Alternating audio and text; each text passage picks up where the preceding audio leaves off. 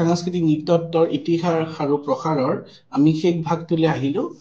আমি আগৰ ক্লাছ কেইটাত ডিছকাছ কৰিছিলোঁ সামাজিক নৃতত্ব, সামাজিক সাংস্কৃতিক নৃতত্বৰ বিষয়ে, ইয়াৰ প্ৰসাৰৰ বিষয়ে আমি আলোচনা কৰিছোঁ। লগতে আজি আমি শেষৰ ভাগটোত ইয়াৰ বিষয়ে আৰু বিতংভাৱে আলোচনা কৰি আমি ইয়াৰ ক্লাছটো সামৰি মাৰিম। ইয়াত আমি দেখিছিলোঁ যে সামাজিক সাংস্কৃতিক নৃতত্ব হৈছে নৃতত্বৰ এটা প্ৰধান উপভাগ বুলি ক'ব পাৰোঁ। আৰু ইয়াৰ লগত জড়িত হৈ আছে অন্য শাখাৰ লগত, অন্য যাৰ বিষয়বস্তুসমূহ আছিল তাৰ লগত ইয়াৰ ওতঃপ্ৰোতভাৱে সম্পৰ্ক আছে। এতিয়া প্ৰথম কথাটো হ'ল, আমি ইয়াত আগৰ ক্লাছতো আমি পঢ়িছিলোঁ যে সামাজিক সাংস্কৃতিক নৃতত্বৰ এটা বিশেষ এটা গুণ আছে, যোনটো হৈছে সি অকল সমাজৰ বিষয় অধ্যয়ন নকৰে, সমাজৰ অন্য যিসমূহ সমাজৰ লগত যি জড়িত বিষয়বস্তু আছে সেই বিষয়বস্তুসমূহৰ বিষয়েও কিন্তু ই ওতঃপ্ৰোতভাৱে আলোচনা আৰু অধ্যয়ন কৰে। আমি জানো আমি মানুহে সামাজিক প্ৰাণী। আমি সমাজত জীয়াই থাকিবলৈ আমি বিভিন্ন সময় বিভিন্ন কৌশল অৱলম্বন কৰিব লাগে। গতিকে এই সামাজিক সাংস্কৃতিক নৃতত্বই কি কৰে, ই বিভিন্ন শাখাসমূহৰ জৰিয়তে সমাজৰ এটা অধ্যয়ন এনেধৰণে আৰম্ভ কৰে যিসমূহ অধ্যয়নৰ জৰিয়তে আমি সমাজৰ বিভিন্ন সমস্যাসমূহ সমাধান কৰিবলৈ কিন্তু আগবাঢ়ি যাব পাৰোঁ। আমি জানো সমাজত এতিয়া বহুত ধৰণৰ সমস্যা হৈ আছে, সোসাইটিত ইমান সমস্যা, সেই সমস্যাসমূহ সমাধান কৰিবলৈ নৃতত্ববিদসকলে যেতিয়া আগবাঢ়ি আহিব, তেওঁলোকে যেতিয়া পৰামৰ্শ ল'ব নাই বা তেওঁলোকৰ পৰামৰ্শ যেতিয়া গুৰুত্ব সহকাৰে চৰকাৰে গ্ৰহণ কৰিব, তেতিয়া হয়তো এই বিষয়টোৰ অধ্যয়ন অতি গুৰুত্বভাৱে ল'ব পাৰিয়া যাব। আমি দেখা পাইছোঁ যে নৃতত্বৰ যোনটো প্ৰধান শাখাৰ ভিতৰত আছিল সেইটো হৈছে আৱয়িক নৃতত্ব আৰু সাংস্কৃতিক নৃতত্ব। সাংস্কৃতিক নৃতত্বৰ ভিতৰতে কিন্তু আমাৰ বহুতখিনি উপভাগ আহি যায়, যেনে সামাজিক নৃতত্ব, আৱয়িক, তাৰপিছত আৰু তাৰ লগতে আপোনাৰ আমাৰ প্ৰাগৈতিহাসিক নৃতত্ব, নৃগোষ্ঠীয় বৰ্ণনা তত্ত্ব, ভাষা তত্ত্ব, ফোকলোৰ, লোককথা গোটেইখিনি উপভাগ ইয়াৰ ভিতৰত আহি যায়। গতিকে আমি যদি সাংস্কৃতিক নৃতত্ব বুলি অধ্যয়ন কৰোঁ বিশেষকৈ, তেতিয়া আমি দেখা পাম ইয়াৰ ভিতৰত অকল যে আমি সমাজৰ বিষয়ে অধ্যয়ন নকৰোঁ, তাৰ লগতে ইয়াত কিন্তু পুৰাতত্ত্ব বিভাগটোও আছে, সমাজৰ ইতিহাসৰ বিষয়েও আমি জানো। গতিকে ইয়াত অকল আমি এটা সৰু এৰিয়াৰ ভিতৰত আমি ইয়াক সীমিত ৰাখিব নোৱাৰোঁ। যেনেকৈ আমি ইয়াৰ উপভাগসমূহ যদি আমি চাওঁ, দেখিলে গম পাম এই উপভাগত অন্য বহুত কেইটা গুৰুত্বপূৰ্ণ কথা সোমাই আছে। যেনে আমি যদি ইয়াত উপভাগসমূহৰ বিষয়ে চাওঁ, তেতিয়া আমি ইকনমিক এন্থ্ৰপলজিৰ কথা আমি পঢ়োঁ, তাৰ লগতে সামাজিক নৃতত্বৰ বিষয়েও পঢ়োঁ, তাৰ লগতে ইয়াত আমি কিছুমান অন্য মানে ইকোলজিকেল এন্থ্ৰপলজি বুলিও এটা শাখা ইয়াৰ পৰা অন্তৰ্ভুক্ত হৈ গৈছে, য'ত আমি পৰিৱেশৰ লগত নৃতত্বৰ সম্পৰ্কটোনো কি আছে তাৰ বিষয়ে আমি অধ্যয়ন কৰোঁ। গতিকে আমি ইয়াৰ অধ্যয়নক অকল সংস্কৃতিৰ লগতে সীমাবদ্ধ ৰাখিব নোৱাৰোঁ, তাৰ লগতে আমি ইয়াৰ অধ্যয়নৰ যি গুৰুত্ব বস্তুখিনি সেইখিনি আমি ইয়াৰ বহু ক্ষেত্ৰত সমাজৰ অন্য শাখাসমূহৰ লগতো আমি ইয়াক অন্তৰ্ভুক্ত কৰিব পাৰোঁ। যেনেধৰণে আমি যদি নৃতত্বৰ প্ৰধান আমি চাৰ্টখন চাওঁ, তেতিয়া আমি দেখা পাম ইয়াত যোনটো সাংস্কৃতিক নৃতত্বৰ, ইয়াত সামাজিক নৃতত্ব সোমাই আছে, ইয়াত প্ৰাগৈতিহাসিক নৃতত্ব আছে, তাৰ লগতে নৃগোষ্ঠীয় তত্ত্ব আছে, নৃগোষ্ঠীয় ভাষা তত্ত্ব আছে, তাৰ লগতে এই গোটেইখিনি যদি নৃতত্বৰ উপভাগসমূহ আমি একগোট হৈছে আমি চাওঁ, তেতিয়া পৰিৱেশ নৃতত্ব যোনটো আমাৰ এপ্লাইড এন্থ্ৰপলজি বুলি কয়, সেইটো আমাৰ ইয়াৰ ভিতৰত সোমাই আছে। গতিকে আমি দেখা পাম, যদি আমাৰ অধ্যয়নৰ জৰিয়তে আমি দেখা পাইছোঁ যে এই সাংস্কৃতিক নৃতত্বই বহুখিনি কথা ইয়াৰ ভিতৰত সোমাই ৰাখিছে। সমাজৰ ইতিহাসৰ বিষয়ে অধ্যয়ন কৰিছে, সমাজৰ ইতিহাসত কিমান গুৰুত্বপূৰ্ণ সময়সমূহ জড়িত হৈ আছে। যদি আমি প্ৰাগইতিহাসৰ কথাই কওঁ, প্ৰাগইতিহাস যুগৰ পৰা বৰ্তমান সময়লৈ সমাজত যি পৰিৱৰ্তন হৈ আহিছে, সমাজ ব্যৱস্থাৰ পৰিৱৰ্তন হৈছে, মানুহৰ মানে আমাৰ লাইফষ্টাইল কেনেকৈ পৰিৱৰ্তন হৈছে, সেই গোটেইখিনি ইয়াৰ ভিতৰত অন্তৰ্ভুক্ত হৈ যায়। তাৰ লগতে ভাষা, লেংগুৱেজৰ কথা, বিভিন্ন ভাষা যি ডাইলেক্ট, যিবিলাক লেংগুৱেজ হয়তো এতিয়া ব্যৱহাৰ হোৱা নাই, লুপ্ত অৱস্থাত আছে, সেইসমূহ ভাষা পুনৰ উদ্ধাৰ কৰি যাতে তেওঁলোকক এটা সেই ভাষাক যাতে যোগ্য মৰ্যাদা দিব পাৰি, তাৰ কাৰণে নৃতত্ববিদসকলে আপ্ৰাণ চেষ্টা কৰি আছে। তাৰ লগতে আমি নৃগোষ্ঠীয়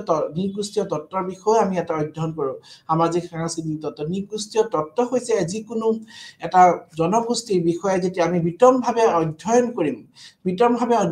তেতিয়া হৈছে নৃগোষ্ঠীয় বৰ্ণনা তত্ত্ব। হয়তো যিকোনো এটা ট্ৰাইব নাইবা জনজাতি নাইবা যিকোনো এটা কমিউনিটিকে আমি ধৰিলোঁ, সেইসমূহৰ লোকৰ বিষয়ে যেতিয়া আমি বিতংভাৱে ডিটেইলছত অধ্যয়ন কৰি যেতিয়া আমি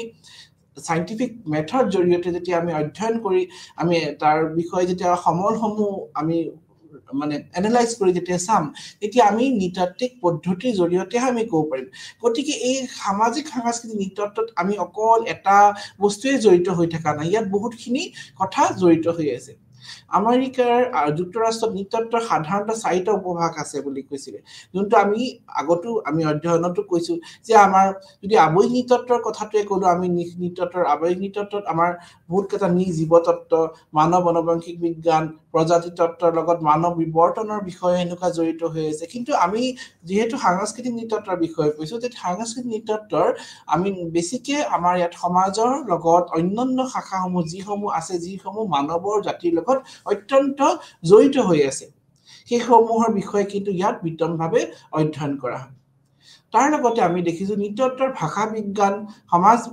সামাজিক সাংস্কৃতিক নৃতত্বৰ এটা গুৰুত্বপূৰ্ণ অংগ যে ভাষাসমূহ কেনেকৈ পৰিৱৰ্তন হ'ল ল্যাঙ্গুৱেজ কেনেকৈ পৰিৱৰ্তন হ'ল ল্যাঙ্গুৱেজৰ কেনেকৈ ইভলিউশন হ'ল তাৰ বিষয়ে কিন্তু নৃতত্বই অধ্যয়ন কৰে আৰু সেইসমূহ সাংস্কৃতিক নৃতত্বৰ ভিতৰত আহি যায়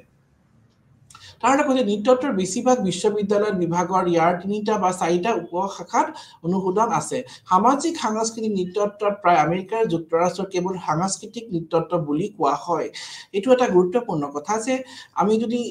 আমেৰিকা যুক্তৰাষ্ট্ৰ চাওঁ তেতিয়া ইয়াতে কিন্তু অকল কালচাৰেল এন্থ্ৰোপলজি বুলি কয় যদিও কেইটামান শৈক্ষিক কাৰ্যসূচীত সামাজিক নৃতত্ব শব্দটো ব্যৱহাৰ কৰা হয় যদি ইউৰোপৰ সাধাৰণ পদ্ধতিত কিছুমান নৃতত্ববিদসকলে প্ৰয়োগ কৰা নৃতাত্ত্বিক পঞ্চম উপক্ষেত্ৰত হিচাপে চিনাক্ত কৰে আনহাতে আন কিছুমান ইয়াক সামাজিক সাংস্কৃতিক নৃতত্বৰ অংশ হিচাপে ধৰা হয় গতিকে এই সামাজিক সাংস্কৃতিক নৃতত্ব যদিও আমি সাংস্কৃতিক নৃতত্বৰ ভাগতে এটা পৰি যায় কিন্তু আমি ইয়াক কেতিয়াবা দুটা হিচাপ সোশিও কালচাৰেল এন্থ্ৰোপলজি বুলি নকয় কেতিয়াবা আমি সাংস্কৃতিক নৃতত্ব বুলিও কোৱা হয় গতিকে এই সমূহ যি কথা আমি ইয়াৰ কথাৰ পৰাই গম পালো যে সাংস্কৃতিক নৃতত্বৰ যি পৰিসৰ অতি বহল এই পৰিসৰৰ ভিতৰত বহুতখিনি মানে উপশাখা জড়িত হৈ আছে ইয়াত আমি প্ৰাগৈতিহাসিক নৃতত্বৰ কথা অধ্যয়ন কৰো মানুহৰ সেই আদিম যুগৰ পৰা কেনেকৈ মানুহে সময়ৰ লগত নিজকে খাপ খুৱাই পৰিৱৰ্তন দিশত আগবাঢ়ি গ'ল তাৰ বিষয়ে আমি অধ্যয়ন কৰোঁ আৰু লগতে এই সমাজ পৰিৱৰ্তন সমাজ ব্যৱস্থা কেনেকৈ পৰিৱৰ্তন হৈছে তাৰ কথাও আমি অধ্যয়ন কৰোঁ ইয়াৰ লগতে আমি কিছুমান যেনেকৈ মানুহৰ জীৱিকাৰ লগতনো কেনেকৈ মানুহে নিজকে মানে সময়ৰ লগত নিজকে খাপ খুৱাই নিজৰ জীৱিকা কেনেকৈ পৰিৱৰ্তন কৰিছে তেওঁলোকে পৰিবেশৰ লগত কেনেকৈ নিজকে খাপ খুৱাব পাৰিছে তেওঁলোকে এটা পৰিবেশৰ লগত এজন ব্যক্তিয়ে কেনেকৈ খাপ খুৱাইছে সেই বিষয়েও কিন্তু নৃতত্বত অধ্যয়ন কৰে বিশেষকৈ সাংস্কৃতিক নৃতত্ব যেনেকৈ উদাহৰণস্বৰূপে এজন ব্যক্তি ধৰি লওক ঠাণ্ডা জায়গাত বসবাস কৰে তাতে তেওঁ নিজৰ জীৱিকাৰ বাবে যি পদ্ধতি ব্যৱহাৰ কৰিব সেই পদ্ধতিটো বেলেগ হ'ব ঠিক তেনেদৰে এজন ব্যক্তি যোনটো গৰম অঞ্চলত নদীৰ কাষত বসবাস কৰে তেওঁৰ জীৱিকাটো বেলেগ হ'ব গতিকে এজন ব্যক্তিৰ তেওঁলোকৰ জীৱিকাৰ জৰিয়তে তেওঁ কেনেকৈ জীৱিকাটো অৱলম্বন কৰে সেইটো পৰিবেশৰ লগত কথা আছে আৰু সেই পৰিবেশৰ লগত তেওঁলোকে নিজকে খাপ খুৱাবলৈ যাওঁতে নিজৰ যি সঁজুলি সেই সঁজুলিসমূহ এনেকৈ তৈয়াৰ কৰে যেনেকৈ এতিয়া যিসমূহ আমাৰ সঁজুলি খেতি বাতিৰ কাৰণে ব্যৱহাৰ হয় ধৰি লওক অসমত ভাৰতবৰ্ষত সেই একে ধৰণৰ সঁজুলি হয়তো বেলেগ জেগাত নহবও পাৰে ব্যৱহাৰ ঠিক তেনেদৰে আমাৰ যি মাছ মৰা যি সঁজুলিসমূহ আছে সেইখিনি যিখিনি সঁজুলি আছে তাৰ হয়তো বেলেগ পৃথক আমি দেখিব পাৰো অন্য দেশসমূহত যে একে ধৰণৰে যে সঁজুলি আমাৰ দেশতে ব্যৱহাৰ হৈছে অন্য দেশত হ'ব সেইটো আমি ক'ব নোৱাৰো গতিকে এই গোটেইখিনি কিন্তু সামাজিক সাংস্কৃতিক নৃতত্বৰ এটা গুৰুত্বপূৰ্ণ অধ্যয়ন বুলি ক'ব পাৰো যেতিয়া আমি টেকনলজিৰ কথা পঢ়ো টেকনলজি যি কালচাৰেল যি মানে আমি ডেভেলপমেন্ট বিশেষকৈ আমাৰ যি মানে সঁজুলিসমূহৰ ক্ষেত্ৰত যিখিনি পৰিৱৰ্তন আহে সেই পৰিৱৰ্তনসমূহ চালে আমি কিন্তু দেখা পাম মানৱ জাতিৰ যি মানে ক্ৰমবিকাশ হয় বিশেষকৈ যি আৰ্টিফেক্টছৰ ক্ষেত্ৰত ক'লো ক্ৰমবিকাশ হয় তেওঁলোকে কেনেকৈ নতুন যুগত নিজকে খাপ খুৱাব পাৰিছে সাধাৰণ এটা শিলৰ পৰাই তেওঁলোকে কেনেকৈ পৰিৱৰ্তন আনিছে সেই গোটেইখিনি কিন্তু সংস্কৃতিৰ এটা উপভাগ এটা পাথৰ এটা কেনেকৈ তেওঁলোকে পৰিৱৰ্তন কৰি এটা অস্ত্ৰ তৈয়াৰ কৰিলে সেই অস্ত্ৰ তৈয়াৰ কৰি নিজকে বচাবলৈ তেওঁলোকে আৰু আধুনিক অস্ত্ৰ ব্যৱহাৰ কৰিলে সেই গোটেইসমূহ কিন্তু আমি সাংস্কৃতিক নৃতত্বৰ ভিতৰত অন্তৰ্ভুক্ত হয় মানুহে নিজকে বচাবলৈ ঠাণ্ডাৰ কাপোৰৰ ব্যৱহাৰ কৰিলে প্ৰথমতে তেওঁলোকে জন্তুৰ ছাল পিন্ধিছিলে গছৰ ছাল পিন্ধিছিল জুই আৱিষ্কাৰ কৰিলে তেওঁলোকে কেনেকে নিজকে তেওঁলোকে কেনেকে ঠাণ্ডাৰ পৰা বচাবলৈ বিভিন্ন সময়ত বিভিন্ন পদ্ধতি অৱলম্বন কৰিছিলে সেই গোটেইসমূহ কিন্তু আমি কালচাৰেল এন্থ্ৰোপলজি আমি অধ্যয়ন কৰোঁ সেইসমূহ আমাৰ হয়তো কালচাৰেল এন্থ্ৰোপলজি সাংস্কৃতিক তত্ত্বৰ উপভাগসমূহত ইয়াৰ অন্তৰ্ভুক্তৰ ইয়াৰ বিষয়ে বিতংভাৱে দিয়া আছে কিন্তু এই গোটেইসমূহ কথা কিন্তু সাংস্কৃতিক নৃতত্ত্বত স্পষ্টভাৱে পোৱা আছে নৃতত্ত্বৰ মানৱৰ সাদৃশ্যৰ পাৰ্থক্য অধ্যয়ন হিচাপে সংজ্ঞায়িত কৰা হয় আৰু ইয়াৰ পৰিসৰ মানৱ জাতিৰ সমগ্ৰ লৌকিক আৰু ভৌগোলিক পৰিসৰৰ স্পষ্টভাৱে অন্তৰ্ভুক্ত থাকে যে এই কথাটো যে আমি অকল সাংস্কৃতিক নৃতত্ত্বত অকল যে আমি মানুহৰ মানে কালচাৰেল সাইডটোই পঢ়ো তাৰ লগত কিন্তু অন্য কথাও জড়িত হৈ আছে যেনেকে এই সজুলিসমূহ উদাহৰণস্বৰূপে যি সজুলি মানৱে তৈয়াৰ কৰিছিল সময়ত সেই তৈয়াৰ কৰিবলৈ তেওঁলোকৰ হয়তো প্ৰথমতে তেওঁলোকে পৰা নাছিল তেওঁলোকে এসময়ত মানুহে দুখন ভৰিৰ ওপৰত থিয় হ'ব পৰা নাছিলে কিন্তু যেতিয়া তেওঁলোকে বাইপেডেল লোকোমোচন দুখন ভৰিৰ ওপৰত তেওঁলোকে ইৰেক্ট পশ্চাৰ হৈ থিয় হ'ব পাৰিলে তেওঁলোকে যেতিয়া নিজৰ দুখন ভৰিৰ ওপৰত থিয় হৈ পেলাই তেওঁলোকে কাম-কাজখিনি সুন্দৰকৈ কৰিব পাৰিলে তেতিয়া তেওঁলোকৰ হাতখন ফ্ৰী হৈ গ'ল আৰু তেতিয়া তেওঁলোকৰ বহুখিনি তেওঁলোকে কাম কৰিব পাৰিলে নতুন অস্ত্ৰ-শস্ত্ৰ ব্যৱহাৰ কৰা আৰম্ভ কৰি নতুন অস্ত্ৰ-শস্ত্ৰ তেওঁলোকে প্ৰস্তুত কৰিলে আৰু প্ৰস্তুত কৰি তেওঁলোকে নিজৰ জীৱন ধাৰণ অতি উন্নত কৰিবলৈ আৰম্ভ কৰিলে গতিকে আমি ইয়াত অন্য কথাসমূহ জড়িত হৈ আছে ইয়াত আমি যে অকল যদি আমি অকল কালচাৰেল এলিমেন্টছ খিনিয়ে চাওঁ সেইখিনি চালে নহ'ব তাৰ লগত অন্য কথা জড়িত আছে কাৰণ কি সেই সজুলিখিনি তৈয়াৰ কৰিবলৈ সেইখিনি সময়ত মানৱ জাতি সেইখিনি সময়ত সক্ষম কেনেকৈ হৈছিল সেইখিনি সময়ত তেওঁলোকে নিশ্চয় সক্ষম হ'ব লগা হৈছিল নহলে প্ৰথম অৱস্থাতে তেওঁলোকে হয়তো আধুনিক অস্ত্ৰ-শস্ত্ৰ তৈয়াৰ কৰিলেতেন কিন্তু তাৰ কাৰণে তেওঁলোকৰ এটা সময় প্ৰয়োজন হৈছে সেই ক্ৰমবিকাশটো প্ৰয়োজন হৈছে মানৱ জাতিৰ সেই ক্ৰমবিকাশ প্ৰয়োজন হৈছে আৰু আস্তে আস্তে সময়ৰ লগে লগে তেওঁলোকে এই অস্ত্ৰ-শস্ত্ৰসমূহ তৈয়াৰ কৰি নিজকে এষ্টাব্লিছ কৰিব পৰা হৈছে সমাজত এটা সোসাইটি পাতি বসবাস কৰিব পৰা আৰম্ভ কৰিলে তাৰ পিছত আমি মানৱ জাতিৰ কেনেকৈ তেওঁলোক খেতি পদ্ধতি আৰম্ভ কৰিছিল সেই বিষয়ে আমি অধ্যয়ন কৰিছিলো আৰু তাৰ লগত খেতি কেনেকৈ আৱিষ্কাৰ হ'ল খেতি আৱিষ্কাৰৰ লগে লগে মানুহে স্থায়ীভাৱে বসবাস কৰি সমাজ পাতি বসবাস কৰিলে এসময়ত মানৱে অঘৰী জীৱন জীয়াইছিলে তেতিয়া তেওঁলোকৰ স্থায়ীভাৱে তেওঁলোকে বসবাস কৰা আৰম্ভ কৰাৰ এইটোৱে কথা যে তেওঁলোকে খেতিৰ আৱিষ্কাৰ হ'ল আগতে যেতিয়া তেওঁলোকৰ হান্টিং গেদাৰিং ষ্টেজ আছিলে তেতিয়া তেওঁলোকে এটা জায়গাৰ পৰা অন্য জায়গালৈ তেওঁলোকে ঘূৰি ফুৰিছিলে তেওঁলোকে স্থায়ীভাৱে ক'তো থাকিব পৰা নাছিলে কিন্তু সময় পৰিৱৰ্তন হোৱাৰ লগে লগে তেওঁলোকৰ মাজত যেতিয়া খেতিৰ প্ৰচলন আৰম্ভ হ'ল তেতিয়া তেওঁলোকে স্থায়ীভাৱে থাকি এটা জায়গাত তেওঁলোকে নিজকে সমাজ পাতি বসবাস কৰা আৰম্ভ কৰিলে গতিকে এই যোনটো মানে আমি অকল যে সোসাইটিৰ লগত কিন্তু বহুত কথা জড়িত হৈ আছে যে তেওঁলোকে কেনেকৈ স্থায়ীভাৱে বসবাস কৰিলে কি কাৰণে বসবাস কৰিলে তেওঁলোকৰ যে অস্ত্ৰ-শস্ত্ৰ বনাইছে অস্ত্ৰ-শস্ত্ৰ কিয় কাৰণে বনাইছে মাছমৰীয়াইটো তেওঁলোকে মাছ মৰা সজুলি বনাব খেতি কৰা সজুলি ব্যৱহাৰ কৰিব সেই খেতি কৰা সজুলি তেওঁলোকে মাছ মৰাৰ সময়ত ব্যৱহাৰ কৰিব নোৱাৰে সেইখিনি ডেভেলপমেন্ট মানুহৰ মাজত কেনেকৈ আহিছে সেইখিনি ডেভেলপমেন্ট সময়ৰ লগত আহিছে তেওঁলোকৰ আইকিউ লেভেল বাঢ়িছে তেওঁলোকে অস্ত্ৰ-শস্ত্ৰ তৈয়াৰ কৰিছে নহলে তেওঁলোকেনো কেনেকৈ জানিলহেঁতেন যে মাছ মৰা সজুলিটো মাছতে ব্যৱহাৰ কৰিব সেইটো খেতিত ব্যৱহাৰ নকৰে ঠিক তেনেদৰে এই গোটেইখিনি নলেজ যিখিনি টেকনলজিৰ যিখিনি নলেজ সেই নলেজখিনি মানুহে সময়ৰ লগত আস্তে আস্তে খাপ মিলাই পেলাই তেওঁলোকে অৰ্জন কৰিব পাৰিছিল গতিকে আমি অনুশাসনৰ আমি যদি এইটো গম পাওঁ যে মানুহে সময়ৰ লগে লগে পৰিৱৰ্তনৰ খুজত নিজকে আগবঢ়াই ল'ব পাৰিছে প্ৰাগৈতিহাসিক জনসংখ্যাৰ লগতে সমসাময়িক সমাজৰ সকলো প্ৰকাৰকে ধৰে আন সামাজিক বিজ্ঞানৰ পৰা নিজকে পৃথক কৰাৰ ক্ষেত্ৰত নৃতত্ত্বই অনুশাসনৰ সামগ্ৰিক তুলনামূলক সাংস্কৃতিক কেন্দ্ৰ আৰু ক্ষেত্ৰকমৰ নিৰ্ভৰশীল প্ৰকৃতিৰ ওপৰত গুৰুত্ব আৰোপ কৰে ইয়াৰ লগত যে কৈছে আমাৰ আৰু এটা কথা যে আমি এন্থ্ৰোপলজিত আমি ইয়াত কালচাৰেল এন্থ্ৰোপলজিটো আমি কিন্তু সদায় ক্ষেত্ৰ অধ্যয়নৰ ওপৰতহে গুৰুত্ব দিওঁ ক্ষেত্ৰ অধ্যয়নৰ জৰিয়তে আমি ডাটাখিনি কালেকশ্যন কৰিব পাৰোঁ আমাৰ নৃতত্ত্বত ক্ষেত্ৰ অধ্যয়নৰ অবিহনে আমি নৃতত্ত্বৰ কেতিয়াও পৰিচয় আমি দাঙি ধৰিব নোৱাৰো কাৰণ কি ফিল্ড ষ্টাডি হৈছে নৃতত্বৰ লেবৰেটৰী গতিকে কালচাৰ সামাজিক সাংস্কৃতিক নৃতত্বৰ আমি ফিল্ড ষ্টাডিৰ অবিহনে ইয়াৰ একো অস্তিত্ব নাথাকিব কাৰণ কি যিমানসমূহ তথ্য আমি দাঙি ধৰিছো সমাজলে যিমানসমূহ তথ্য আমি কৈছো যে এনেকুৱা আছে সেই গোটেইসমূহ কিন্তু তথ্য একমাত্ৰ ক্ষেত্ৰ অধ্যয়নৰ জৰিয়তে সম্ভৱ হৈ উঠিছে ক্ষেত্ৰ অধ্যয়নৰ জৰিয়তে মানুহে বিভিন্ন সময় যি তথ্যসমূহ তেওঁলোকে আহৰণ কৰিছিল তথ্যসমূহ বিশ্লেষণ কৰি তেওঁলোকে পিছত সেয়া তেওঁলোকে কিতাপ আকৃতিত হয়তো পাব্লিছ কৰিছে কিন্তু ক্ষেত্ৰ অধ্যয়নৰ অবিহনে এইটো অসম্ভৱ আছিল ইকাৰণে ক্ষেত্ৰ অধ্যয়নৰ নৃতত্বৰ লেবৰেটৰী বুলি ধৰা হয় ইউৰোপত সামাজিক নৃতত্বৰ ভৌতিক আৰু পুৰাতত্ত্ব তুলনাত অৰ্থনৈতিক ইতিহাস আৰু ৰাজনৈতিক দৰ্শনৰ সৈতে অধিক ঘনিষ্ঠভাৱে সম্পৰ্ক থাকে প্ৰায় পৃথক কাৰ্যসূচীত শিকোৱা হয় এইটো লগত যে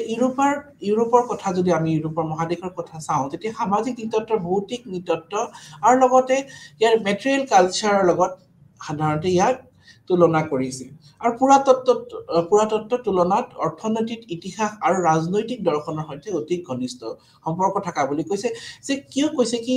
আমি যদি সামাজিক সাংস্কৃতিক নৃতত্বৰ আমি চাওঁ অধ্যয়ন কৰিবলৈ যাওঁ কিন্তু ইয়াৰ আধাৰটো হৈছে ভৌতিক নৃতত্ব আৰু লগতে ইয়াত ভৌতিক সংস্কৃতিৰ লগত অতি ঘনিষ্ঠ সম্পৰ্ক আছে কাৰণ কি যেতিয়া আমি এটা মাটিৰ তলত বস্তু খান্দি চাওঁ নাইবা আমি এটা জনগোষ্ঠীৰ কথা অধ্যয়ন কৰিবলৈ যাওঁ তেতিয়া আমি প্ৰথম কথাটোৱে আমি চাওঁ যে সেই জনগোষ্ঠী সেই লোকসকলৰ তেওঁলোকৰ মেটেৰিয়েল কালচাৰটো কেনেকুৱা তেওঁলোকৰ কালচাৰটো কেনেকুৱা সেই মেটেৰিয়েল কালচাৰৰ আধাৰত আমি কিন্তু আমাৰ যোনটো মানে আমাৰ বেছটো আমি প্ৰস্তুত কৰি লওঁ গতিকে আমি মেটেৰিয়েল কালচাৰ অবিহনে আমি মানে সামাজিক সাংস্কৃতিক নৃতত্বৰ অধ্যয়ন কৰাটো খুবেই কঠিন হৈ পৰিব গতিকে এই ক্ষেত্ৰত ইয়াৰ এটা গুৰুত্বপূৰ্ণ ভূমিকা পালন কৰি আহিছে পুৰাতত্ত্বৰ তুলনাত অৰ্থনৈতিক আৰু ইতিহাসৰ ৰাজনৈতিক দৰ্শনৰ সৈতে ঘনিষ্ঠ সম্পৰ্ক আছে ইয়াৰ সম্পৰ্ক অন্য শাখাৰ লগতো আছে এনেকৈ সামাজিক নৃতত্বৰ মই এইটো ক'ব বিচাৰিছো ইয়াত অকল যে আমি সমাজৰ মানে সোসাইটি কালচাৰ ফ্যামিলি এইখিনিতে আমি সীমাবদ্ধ নাথাকো তাৰ লগতে এই যে মানুহে সমাজ কেনেকৈ পাতিল পাতি কেনেকৈ তেওঁলোকে বসবাস কৰে সেই অধ্যয়নৰ বিষয়েও কিন্তু ইউৰোপৰ মহাদেশসমূহৰ কিন্তু ইয়াৰ বিস্তাৰভাৱে অধ্যয়ন কৰা দেখা গৈছে যে মানুহে কেনেকৈ সমাজ পাতি বসবাস কৰি কিয় বসবাস কৰি তেওঁলোকে কোন সময়ৰ পৰা সমাজ পাতি বসবাস কৰা আৰম্ভ কৰিলে তাৰ লগতে আমাৰ সমাজত বিভিন্ন যি ৰাজনৈতিক মানে অনুষ্ঠান প্ৰতিষ্ঠান আছে সেই অনুষ্ঠান প্ৰতিষ্ঠানসমূহ সময়ৰ লগত কেনেকৈ মানে নিজকে খাপ খাব পাৰিছে সময়ৰ লগত সেই ৰাজনৈতিক অনুষ্ঠানসমূহ কেনেকৈ পৰিৱৰ্তন হৈছে যেনেকৈ আমি যদি সমাজত যি মানে আইন কানুনৰ কথা ক'লো সোশ্যাল কন্ট্ৰলৰ কথা ক'লো সেইটো এটা কিন্তু সামাজিক সাংস্কৃতিক নৃতত্বৰ এক গুৰুত্বপূৰ্ণ অধ্যয়ন যোনটো আমি পলিটিকেল যদি মানে তাৰ পৰা সাইডৰ পৰা চাওঁ তেতিয়া দেখা পাম যে সমাজত যদি আইন কানুনৰ অবিহনে সমাজখন কেনেকৈ গঢ় ল'ব তেনেকৈ আমাৰ সামাজিক নৃতত্বৰ মানে ৰাজনীতিৰ ক্ষেত্ৰত এটা সম্পৰ্ক আছে সমাজখনত আইনৰ অবিহনে সমাজখন কেতিয়াও আগবাঢ়ি যাব নোৱাৰে আৰু সমাজখনত আইন শৃংখলা হ'বলে কেনেকেনো আইন শৃংখলা আহিল আৰু আইন শৃংখলা হ'বলে এটা সুস্থিৰ সমাজৰ প্ৰয়োজন যি সমাজ সুস্থিৰ নহয় সেই সমাজত কিন্তু আইন শৃংখলা কেনেকৈ থাকিব আৰু এখন সুস্থিৰ সমাজৰ কাৰণে আইন শৃংখলা দৰকাৰ ঠিক তেনেদৰে সমাজতো আইন ব্যৱস্থা কেনেকৈ আহিল সমাজত এটা সৰকাৰ গভৰ্নমেন্ট নাইবা পলিটিকেল সিস্টেমটো কেনেকৈ আহিল সেই বিষয়ে কিন্তু বহু দেশসমূহত সোসাইটি কেনেকৈ political how society is related to politics সমাজ আৰু সংস্কৃতি সমাজ আৰু ৰাজনীতি কেনেকৈ জড়িত হৈ আছে সেই বিষয়ে কিন্তু বহু মানে নৃতত্ববিদসকলে অধ্যয়ন কৰা আৰম্ভ কৰিছে ইতিমধ্যে সমাজত এসময়ত কেনেকৈ ৰাজনীতিক মানে ধাৰাটো কেনেকৈ আহিল কেনেকৈ আইন কানুন সৃষ্টি হ'ল কেনেকৈ আমাৰ এই সময়টো আনৰিটেন ল আছিল সেই আনৰিটেন লৰ পৰা কেনেকৈ ৰিটেন ল কেনেকৈ হৈ গ'ল কেনেকৈ সমাজখনত পৰিৱৰ্তনটো আহিল কেনেকৈ সমাজখনত এই যে ধাৰাটো ৰাজনীতিক ধাৰাটো কেনেকৈ আৰম্ভ কৰিলে তেতিয়া আমি সেই ক্ষেত্ৰত যদি অধ্যয়ন কৰিবলৈ যাওঁ আমি ৰাজনীতিৰ বহুতখিনি ইতিহাসৰ বিষয়ে আমি জানিব লাগিব ঠিক সেইকাৰণে আমি ইয়াত ইতিহাসৰ লগতো সম্পৰ্ক আছে কিন্তু ঠিক তেনেদৰে যাক প্ৰায়ে পৃথক কাৰ্যসূচী শিকোৱা হয় ইউৰোপৰ সামাজিক নৃতত্ব বিকাশিত হোৱাৰ লগে লগে ই অৰ্থনীতি পৰিস্থিতি বিজ্ঞান আৰু লগতে ৰাজনীতি আত্মীয়তাৰ আৰ্হি আৰু পশ্চিমা লোকসকলৰ সামাজিক সংগঠনৰ অধ্যয়নৰ সৈতে সম্পৰ্কিত হৈছিল ইয়াৰ এটা কথা গুৰুত্বপূৰ্ণ যে ইউৰোপত যেতিয়া সামাজিক নৃতত্বৰ বিকাশ হ'ল সামাজিক নৃতত্বৰ যেতিয়া এটা তেওঁলোকে এটা নিজস্ব তেওঁলোকে ধাৰা স্থাপন কৰিব সক্ষম হৈছিল ইউৰোপৰ তাৰ পিছত কিন্তু অন্য বিষয়সমূহতো অধ্যয়ন কৰা আৰম্ভ কৰিলে যে পৰিস্থিতি বিজ্ঞান যেনেকে আৰু লগত ইকোলজিক্যাল এন্থ্ৰোপলজি যোন অন্য আৰু লগত বিকাশ শাখাসমূহৰ লগত শাখা নতুন কিছুমান ডিসিপ্লিন সাব ডিসিপ্লিন তাৰপা সৃষ্টি হ'ল যেনে ইকোনমিক এন্থ্ৰোপলজি অৰ্থনৈতিক নৃতত্ব ৰাজনীতিৰ লগত আত্মীয়তাৰ আৰ্হি আৰু অপশ্চিমীয়া লোকসকলৰ সামাজিক সংগঠনৰ বিষয় অধ্যয়ন কৰিবলৈ তেওঁলোকে আকৰ্ষিত হৈ গ'ল আমি দেখা পাম যদি আমাৰ ভাৰতৰ ক্ষেত্ৰতে কলো যি এন্থ্ৰোপলজি যি ষ্টাডি সমূহ যেতিয়া আৰম্ভ হৈছিল যেতিয়া আমি ক'ব গ'লে মনত ৰাখিব লাগিব ছাৰ উইলিয়াম জোনছৰ নামটো তেওঁই আচলতে প্ৰথমকে এছিয়াটিক সোসাইটি অফ বেংগল যে আৰম্ভ হ'ল সেই আৰম্ভণিৰ পৰাই কিন্তু নৃতত্বৰ অধ্যয়নটো আৰম্ভ হোৱা বুলি ক'ব লাগিব গতিকে ইউৰোপিয়ান লোকসকলৰ যি নৃতত্বৰ অৱদান হেতু উল্লেখযোগ্য আৰু সেই তেওঁলোকৰ সেইখিনি সময়ৰ পৰা সময় যোৱাৰ লগে লগে তেওঁলোকে নৃতত্বৰ অধ্যয়নৰ এটা গুৰুত্বপূৰ্ণ সূচনা জগাই ৰাখিছে তাৰ লগতে আমি দেখা পালো সেই লোকসকলে সেইখিনি সময়ত অপশ্চিমীয়া লোকসকলৰ সামাজিক সংগঠনৰ অধ্যয়নৰ বিষয়ে তেওঁলোকৰ ইচ্ছা জাগি উঠিলে এইকাৰণে সেইখিনি সময়ৰ প্ৰায় বৰ্তমান সময়লৈকে আমি যদি চাওঁ যে সোশ্যাল এন্থ্ৰোপলজি যিসমূহ ইউৰোপিয়ান দেশৰ পৰা আহি পেলাই আমাৰ অপশ্চিমীয়া দেশসমূহত তেওঁলোকে কি কৰিছিল অধ্যয়ন আৰম্ভ কৰিছিল তেওঁলোকে অধ্যয়ন আৰম্ভ কৰি তেওঁলোকে জানিব বিচাৰিছিল এই দেশসমূহত তেওঁলোকৰ সমাজ ব্যৱস্থাৰ পৰা অপশ্চিমীয়া দেশসমূহৰ সমাজ ব্যৱস্থা কেনেকৈ বেলেগ তাৰ লগতে বিভিন্ন ৰীতি-নীতি ৰিচুৱেলছ কাষ্টম ট্ৰেডিশন সেই বিষয়ে এটা তেওঁলোকৰ কিউৰিয়ছিটি ভাৱ জাগিল আৰু তেওঁলোকে কি কৰিলে সেই বিষয়ে তেওঁলোকে উঠি আহি অধ্যয়ন কৰা আৰম্ভ কৰিলে গতিকে আমি দেখা পাম এই ইউৰোপিয়ান দেশসকলৰ যি সামাজিক নৃতত্ব বিকাশ হোৱাৰ লগে লগে কিন্তু আমাৰ অপশ্চিমীয়া লোকসকলৰ বিষয়ে অধ্যয়ন কৰিব তেওঁলোকৰ এটা খুবেই ইচ্ছা জাগি গ'ল তত্ত্বৰ প্ৰতি ইউৰোপীয় দৃষ্টিভংগী সমাজ বিজ্ঞানৰ আৰু অতি শেহতীয়াকৈ ঐতিহাসিক দৃষ্টিভংগীৰ সৈতে সম্পৰ্ক আছে ইয়াৰ লগতে আমি এটা কথা গুৰুত্বপূৰ্ণ যে সমাজৰ যি অধ্যয়নৰ লগতে আমি সদায় ইতিহাসৰ দৃষ্টিভংগীৰ পৰাও কিন্তু ইয়াৰ অধ্যয়ন অতি গুৰুত্বপূৰ্ণ যেনেকৈ আমি উদাহৰণস্বৰূপে আমি যদি এখন সমাজৰ অধ্যয়ন কৰিবলৈ গ'লো সেই সমাজখনৰ অধ্যয়ন কৰিলে আমি বৰ্তমান অৱস্থাটো অধ্যয়ন কৰা নহয় আমি সেই সমাজখনৰ ইতিহাসটো জানিব লাগিব ইতিহাসটো কেনেকুৱা আছিল সেই সমাজখনৰ ইতিহাস কেনেকুৱা আছিল তাৰ হিষ্টৰিকেল বেকগ্ৰাউণ্ডটো আমি ভালকৈ জানিব লাগিব তেতিয়া আমি বৰ্তমান কথা জানিব পাৰিম আমি ইতিহাস নাজানিলে আমি বৰ্তমানৰ কথা কেনেকৈ জানিব পাৰিম গতিকে আমি দেখা পাম যে সামাজিক সাংস্কৃতিক নৃতত্বৰ অধ্যয়নত কিন্তু এটা গুৰুত্বপূৰ্ণ কথা কি ঐতিহাসিক যোনটো ইতিহাসিক দৃষ্টিভংগীৰ সৈতে এটা ঘনিষ্ঠ সম্পৰ্ক আছে সামাজিক সাংস্কৃতিক নৃতত্বৰ হৃদয় হৈছে নৃতত্ব ই এক সাংস্কৃতিক গোটৰ লিখিত বৰ্ণনা মিছনাৰী আৰু উপনিৱেশ বিষয়সকলৰ ক্ষেত্ৰত প্ৰতিবেদনৰ সৈতে আৰম্ভ হোৱাৰ পৰাই নৃতত্বৰ গ্ৰাফিক বহুতো পৰিৱৰ্তন হৈছে যোনটো মই আগৰ ক্লাছতো ডিসকাস কৰিছিলো যে নৃতত্বৰনো কেনেকৈ তাৰ সূচনা কেনেকৈ আৰম্ভ হ'ল কেনেকৈ ইয়াৰ অধ্যয়নৰ আৰম্ভণি কোনে ধৰি ৰাখিছিলে এতিয়া আমি মনত ৰাখিব লাগিব সদায় যি মিছনাৰীসকলৰ আৰু উপনিৱেশসকলৰ কথা সেই উপনিৱেশসকলৰ এটা গুৰুত্বপূৰ্ণ ভূমিকা জড়িত হৈ আছে কাৰণ কি তেওঁলোকে যিমানখিনি তথ্য তেওঁলোকে দিছিলে সেই তথ্যসমূহৰ পৰা নৃতত্বৰ অধ্যয়নৰ এক নতুন সূচনা জাগি উঠিছিলে 1960 দশকৰ পৰা পৰিৱৰ্তন প্ৰতি বৃদ্ধি পাইছিলে কিয়নো গোলকীয় সংযোজৰ স্বীকৃতিৰ মানৱ সৈতে হৈ পৰিছিল আৰু আন সমাজৰ বিজ্ঞানীসকলে নৃতত্বৰ পদ্ধতি গ্ৰহণ কৰিছিল আৰু উত্তৰ আধুনিকতাই লোকসকলৰ ওপৰত পৰিৱৰ্তনৰ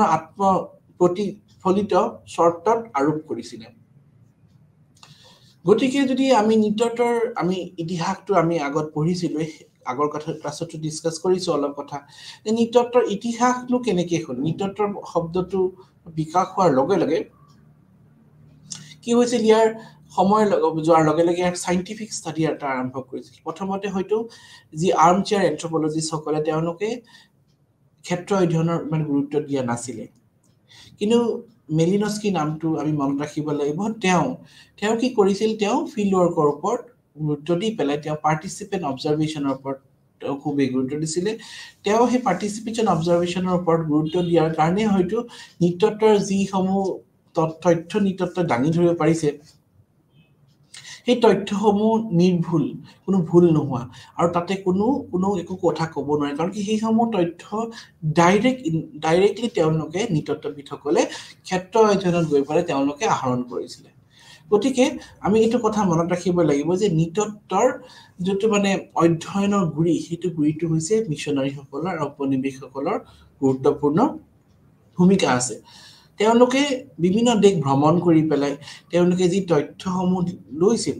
সেই তথ্যসমূহ পিছত কিতাপ আকৃতি তেওঁলোকে পাবলিশ কৰিছিল আৰু পিছলে সেই তথ্যসমূহ অতি গুৰুত্বপূৰ্ণ তথ্য হিচাপে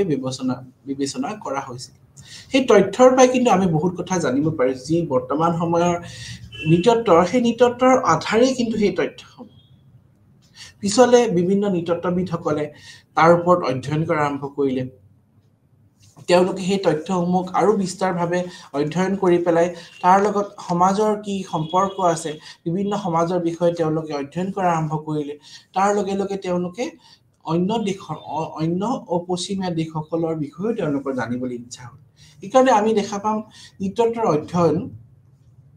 কিন্তু সময় যোৱাৰ লগে লগে অতি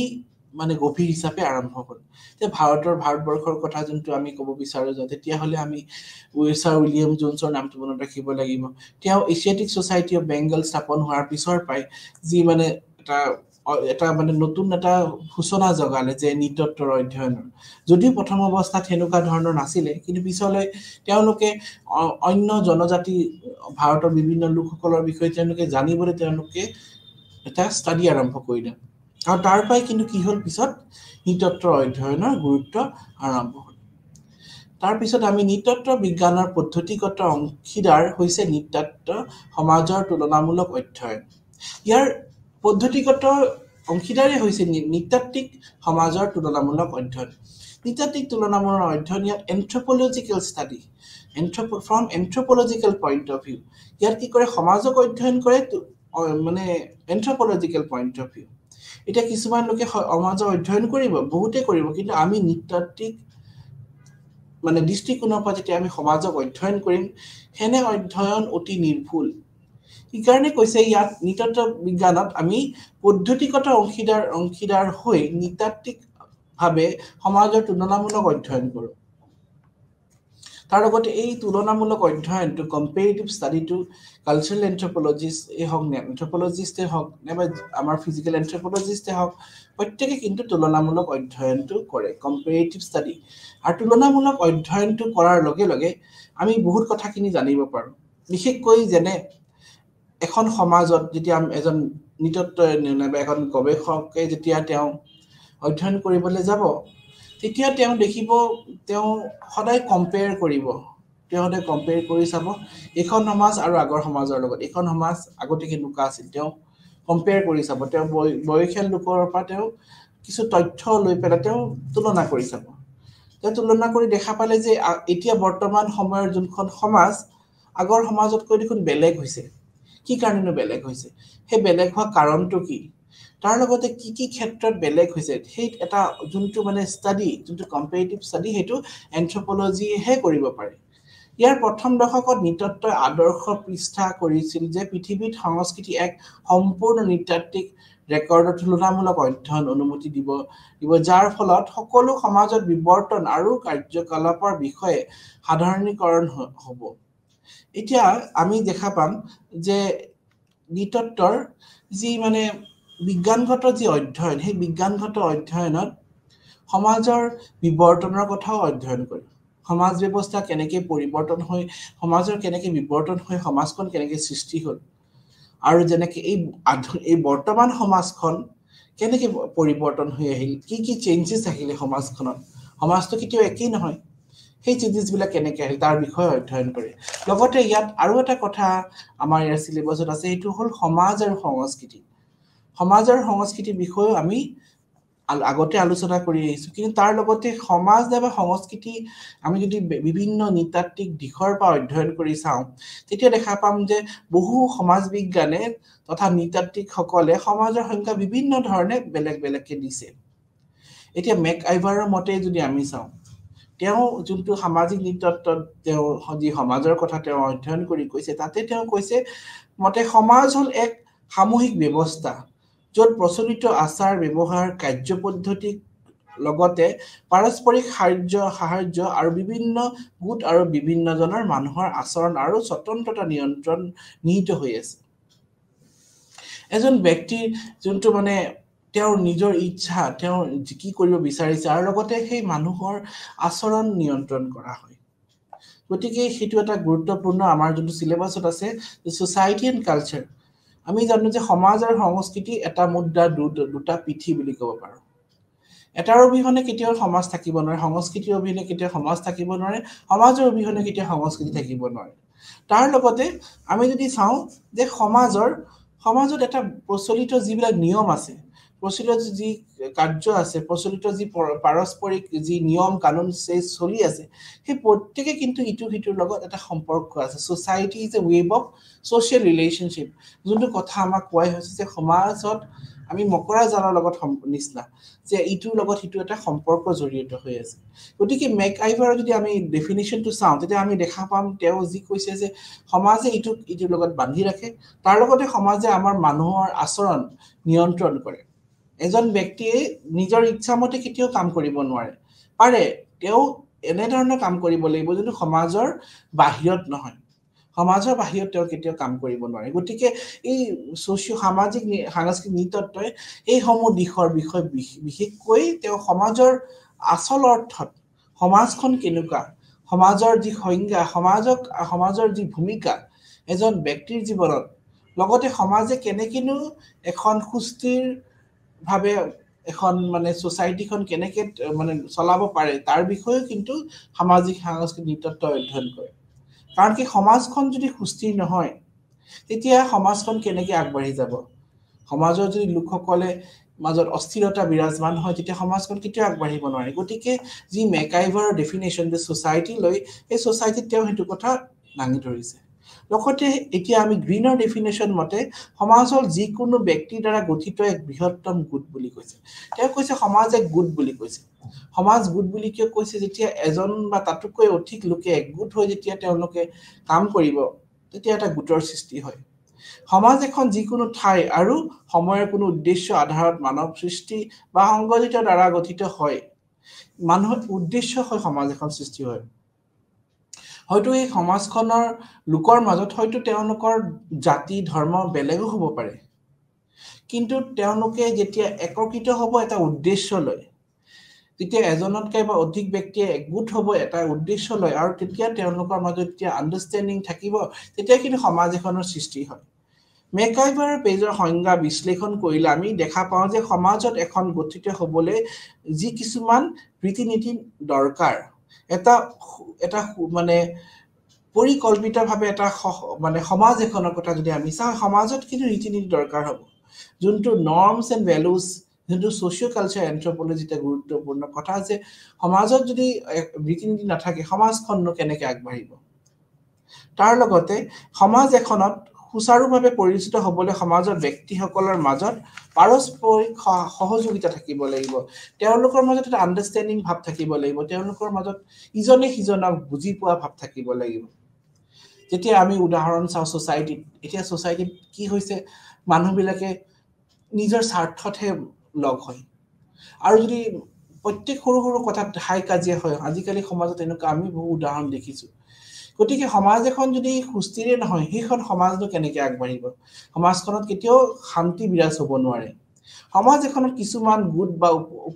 উপদল অনুষ্ঠান প্ৰতিষ্ঠান ইত্যাদি থাকে যি ছ'চিয়েল ইনষ্টিটিউশ্যনৰ কথা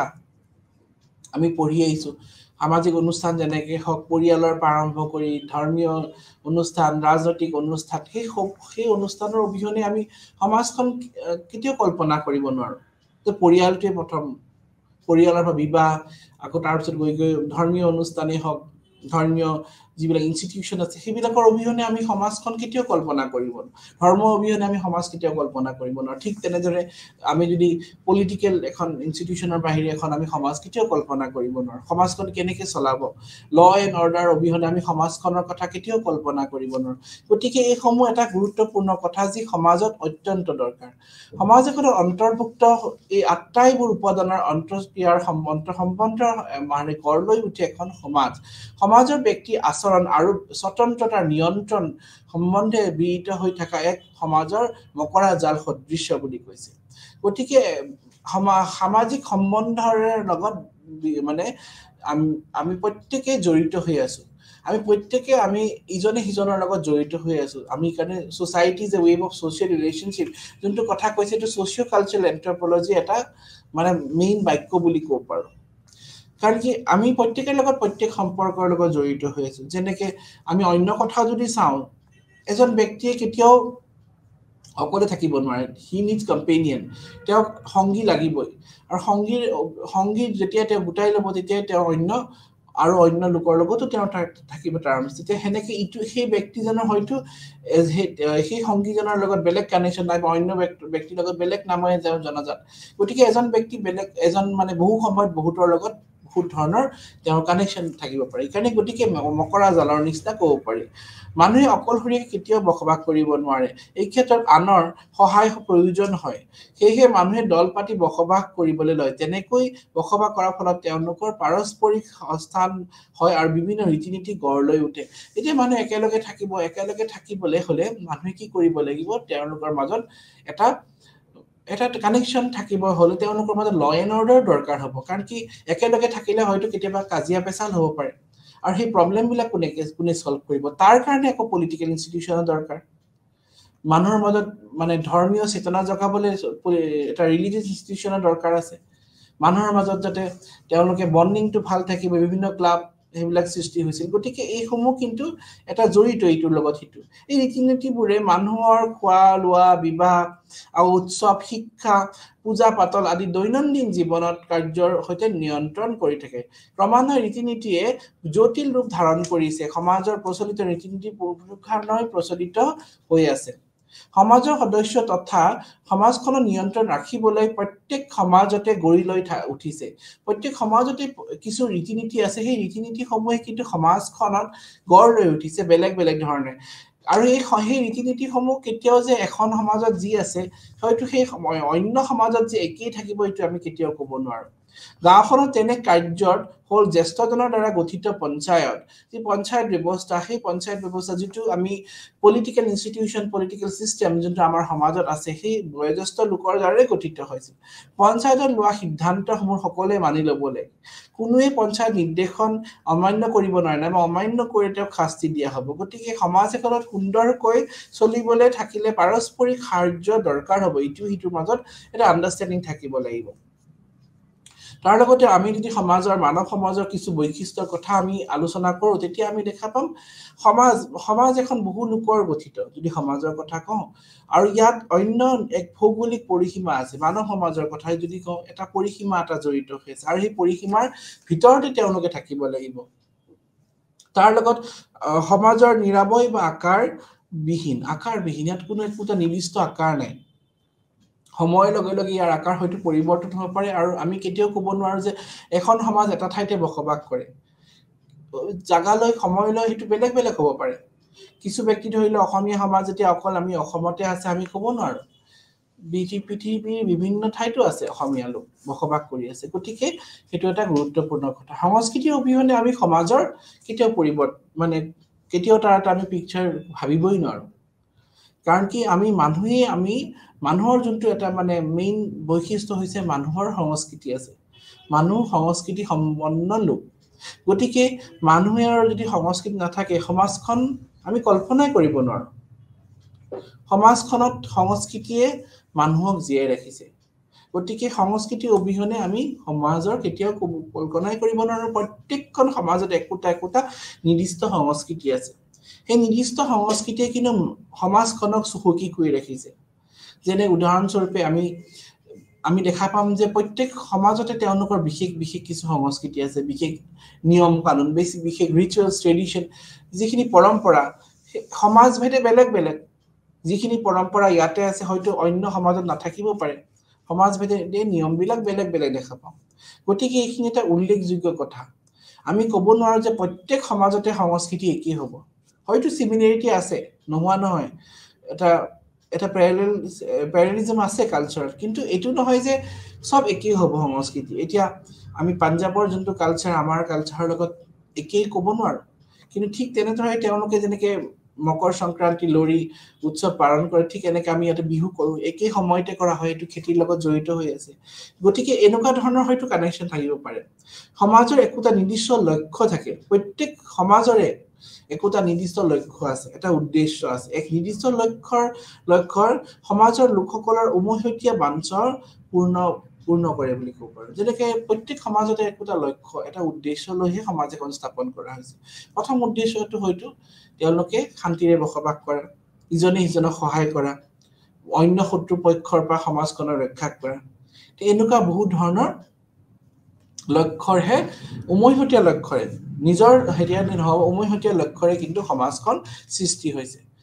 তাৰ পিছত সমাজৰ সদস্যসকলৰ মাজত বহু ক্ষেত্ৰত সাদৃশ্য আৰু পাৰ্থক্য থকা আমি দেখা পাওঁ। যোনটো আমি পাইছো যে প্ৰত্যেক সমাজত যে লোকসকলৰ মাজত যে সদায় একেটা ভাৱ থাকিব, এনেকুৱা নহ'বও পাৰে। চাৰিটা আঙুল সমান নহয় আমাৰ, সেইটো আমি কৈয়ে থাকো বাক্য আমাৰ, যে সমাজ এখনত এজন ব্যক্তি অন্য ব্যক্তিৰ লগত যে কি হ'ব প্ৰত্যেকটো কথাতে, এইটো আমি ক'ব নোৱাৰো। তেওঁলোকৰ মাজত ডিফাৰেন্সেছ নিশ্চয় আছে। কাৰণে হয়তো সেম কালচাৰেলে হওক, সেম হয়তো কাষ্টৰে বিলং কৰক, সেম ধৰ্মৰে হওক, তথাপি সেই ব্যক্তিৰ মাজত ডিফাৰেন্সেছ থাকিব। এইটো কেতিয়াও হ'ব নোৱাৰে যে একেই হ'ব। তাৰ লগতে সমাজৰ সদস্যসকলৰ মাজত বহু ক্ষেত্ৰত সাদৃশ্য থকাৰ লগতে আমি দেখা পাম যে কেতিয়াবা সহযোগিতাৰ লগত আমি সংঘৰ্ষ হোৱাও দেখা পাওঁ। সামাজিক যি এথনিক ক্লেশেছ বিলাক দেখা পাওঁ, সমাজ এখনত কিমানখিনি ঘটনা হৈ থাকে, কাজিয়া পেচাল, এই সমাজবিলাকৰ সাধাৰণ কথা। আৰু সমাজত সহযোগিতাও আছে, বিদ্ৰোহো আছে। যেতিয়া সমাজৰ বিৰুদ্ধে কিছুমানে কাম কৰে, তেতিয়া সমাজখনে আগবাঢ়ি আহি পেলাই সেইখিনি কথা বিৰুদ্ধ তেওঁলোকে অপোজ কৰে।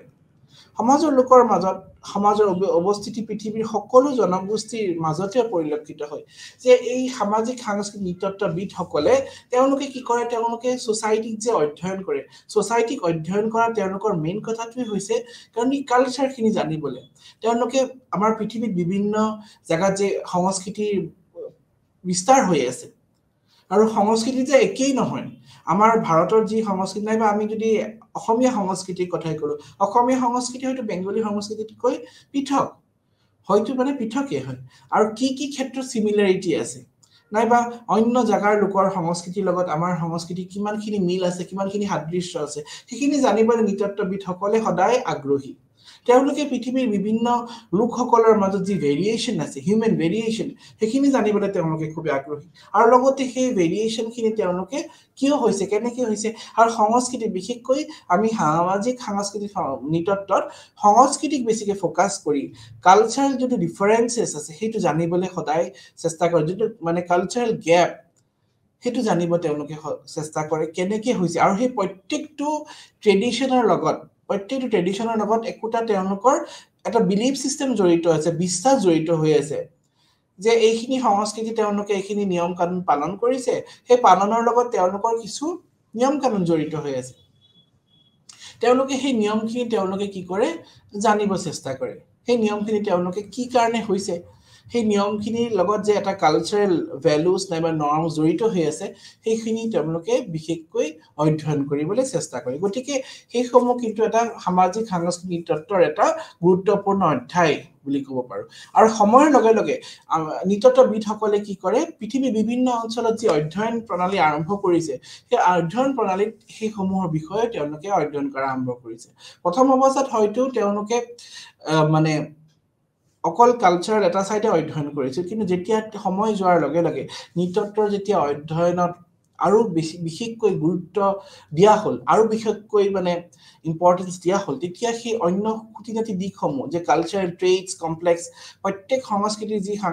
যি সমলসমূহ, সেইসমূহ কিন্তু বিতংভাৱে অধ্যয়ন কৰিবলৈ চেষ্টা কৰিলে। যে আমাৰ অসমৰ ক্ষেত্ৰতে আমি কলো আমাৰ অসমৰ সংস্কৃতি অতি চহকী সেই সংস্কৃতিৰ প্ৰত্যেক যদি কথাখিনি আমি ভালকে বিশ্লেষণ কৰি অধ্যয়ন কৰিব পাৰো তেতিয়া কিন্তু আমাৰ অসমৰ যি সংস্কৃতিখিনি যদি আমি বাহিৰত দাঙি ধৰিব পাৰো তেতিয়া অসমৰে গৌৰৱ হয় আমাৰ অসম গৌৰৱ কেনেকৈ হ'ব আমি নিজৰ সংস্কৃতিৰ জৰিয়তে আমি গৌৰৱ কৰিব পাৰো আমাৰ সংস্কৃতি ইমান মানে চহকী আমাৰ সংস্কৃতিত ইমানখিনি কথা জড়িত আছে ইমানখিনি ভ্যালুজ ট্ৰেডিশন যি আছে সেইখিনি আমি কেনেকৈ দাঙি ধৰিব পাৰিম যদি আমাৰ সংস্কৃতিৰ জৰিয়তে আৰু সংস্কৃতিখিনি আমি ধৰি ৰাখিব জানিব লাগিব তেতিয়াহে আমি নিজকে গৌৰৱ কৰিব পাৰিম গতিকে আমি যেতিয়া আমাৰ সংস্কৃতিক ধৰি ৰাখিব পাৰিম তেতিয়াহে সংস্কৃতিৰ কিন্তু অস্তিত্ব থাকিব ভৱিষ্যতে গতিকে এই সমাজৰ এটা মানে গুৰুত্বপূৰ্ণ কথা যে সমাজে সংস্কৃতিখিনিক ধৰি ৰাখিব লাগিব সমাজে সংস্কৃতি ধৰি ৰাখিব লাগিব তেতিয়াহে সংস্কৃতি কিন্তু অস্তিত্ব ৰক্ষা কৰিব পৰা যায় তাৰ লগতে আমি সমাজৰ অন্য কথাৰ লগত ডিসকাস কৰোতে এইখিনি কথাও নৃতত্ত্ববিদসকলে অধ্যয়ন কৰি সমাজৰ বিভিন্ন অস্তিত্ব পৃথিৱীৰ মাজতে পৰিলক্ষিত হয় সমাজ গতিশীল আৰু পৰিৱৰ্তন সেইটো এটা গুৰুত্বপূৰ্ণ কথা যে সোসাইটি সদায় পৰিৱৰ্তনশীল সমাজ কেতিয়াও একেই হৈ নাথাকে সমাজৰ যিবিলাক নিয়ম যে আজি আছে এটো কালি থাকিব এটো আমি ক'ব নোৱাৰো তাতে পৰিৱৰ্তন আহিছে ৰিভাইভ হৈছে বহুত কালচাৰেল ভ্যালুজ নৰ্মছ কাৰণে গতিকে সামাজিক সাংস্কৃতিক নৃতত্বই কি কৰে যিখিনি ভ্যালুজ বা ট্ৰেডিশন যিবিলাক নৰ্মছ হয়তো লুপ্ত হৈ গৈছে সেইখিনি পুনৰ উদ্ধাৰ কৰিবলৈ এতিয়া অতি প্ৰয়াস চলি আছে সেই ভ্যালুজ কিনি সেই ট্ৰেডিশন কিনি যিনি হয়তো কিবা ফোক টেলস আছে তাৰ লগত জড়িত আছে কেনেকুৱা ধৰণৰ আছে সেই কথাখিনি যদি ধৰি ৰাখিব পৰা যায় তেতিয়াহে আমি নিজকে মানে সমাজৰ আগত দাঙি ধৰিব পাৰিম পৃথিৱীৰ আগত নিজকে দাঙি ধৰিব পাৰিম গতিকে এইখিনি কথাৰ ওপৰত অতি গুৰুত্ব দি পেলাই চলি আছে নৃতত্ত্ববিদসকলে তাৰ লগতে যে সমাজ পৰিৱৰ্তন গতিশীল হোৱাৰ লগে লগে সমাজত কিছু চেঞ্জেস আহি যায় যেনেকৈ যিসমূহ নিয়ম এসময় ধৰি লওক বহুত আছিলে সেইখিনি নিয়ম এতিয়া চেঞ্জেস হৈ গ'ল সেইখিনি নিয়ম এতিয়া নাথাকিব